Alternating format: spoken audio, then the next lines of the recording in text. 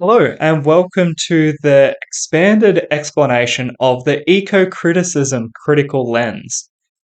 This is a really interesting critical lens because it's often overlooked for some of the more mainstream or popular, spectacular critical lenses. But this one, uh, the purpose of this critical lens is to notice those overlooked aspects of texts and accentuate the relationships that are illuminated. Um, from some of those emissions and some of those inclusions, even. Starting with the concepts of this critical lens. The natural environment is in crisis. I think that's the starting point of this critical lens because that gives the purpose and the urgency of applying this critical lens of um, problematizing what is included in literature. That often the natural environment is considered a secondary element to the story, if it even is included.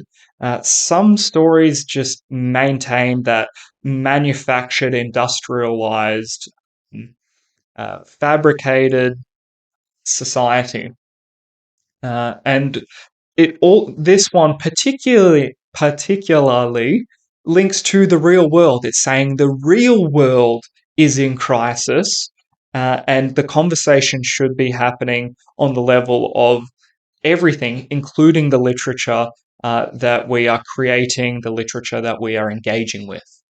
The second concept is um, linked to the first concept that humans are behaving parasitically. And I mean some of the connotation that comes with that, that it is deplorable to a sense. But I also mean in a kind of ecologically, it's not a symbiotic relationship that humans have with the environment.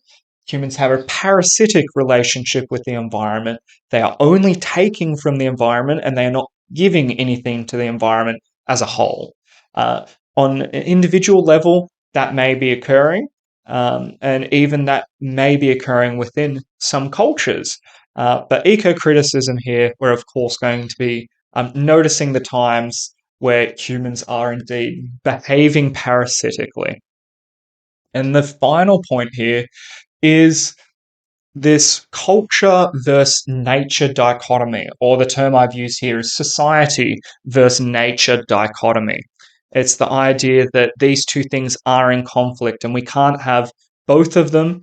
We can hardly even have one of them. And if we're choosing one of them, we are uh, going towards this side of culture. And on that point, I will also raise that, as I mentioned in my second point for the concepts, that this particularly is aimed at the Western culture and the Western notions of culture and nature and that exploitation about the benefits of um, perhaps even the monetary benefits of nature versus the ongoing existential value of nature.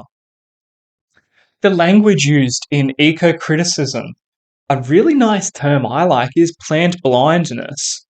Frequently, plants are overlooked as simply scenery when they are indeed living things that have some sense of feeling. I believe they would have some desire to continue to live, even if it isn't the same kind of desire that we as humans have, or maybe the same desire that animals or insects would have to live. But the idea that plants are considered green background, they aren't considered discrete living things. This concept as well of wild, um, and this links to our culture versus nature dichotomy, that the nature is something to be tamed, that it's dangerous and that it's out of control, that something needs to be done about nature.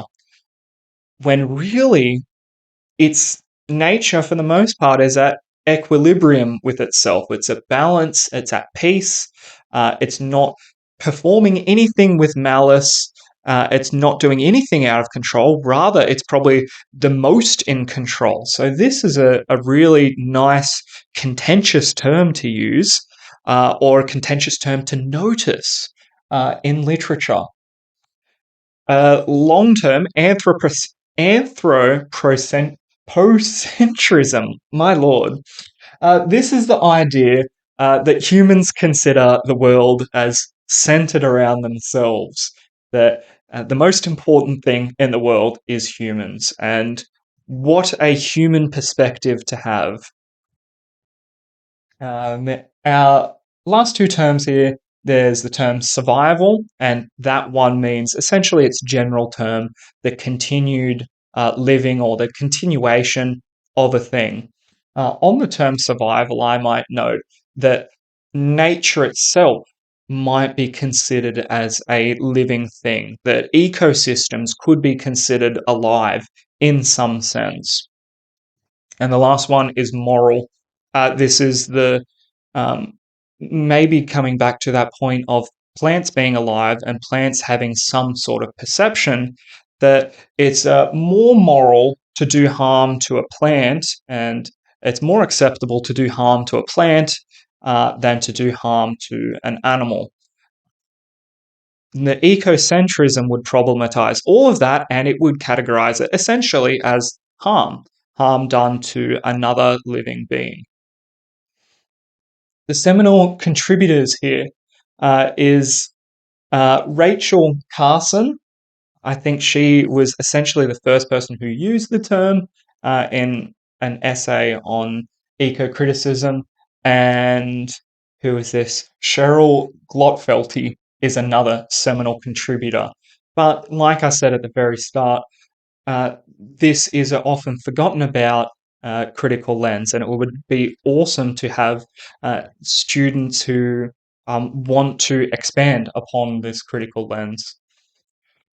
My sample thesis: assuming an eco-critical lens, Heart of Darkness embodies the Western notion of society versus nature. People often get caught up on other parts of Heart of Darkness, as I would say rightfully they do. But here you wouldn't be focusing on the people and their social interactions between the people. You would be considering people just the Western people, particularly in Heart of Darkness. Uh, you would be considering the people versus the environment and how much they consider themselves as domineers, as the winners, or as fighters.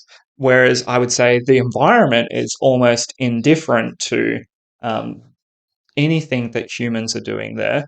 If anything, the environment wishes for itself to survive, and it takes whatever means it needs to ensure its own survival, including inflicting sickness. Okay, an interesting critical lens, and there are a lot of places where this can be applied. So I hope you do end up using this critical lens at least a couple of times. Thanks. Bye.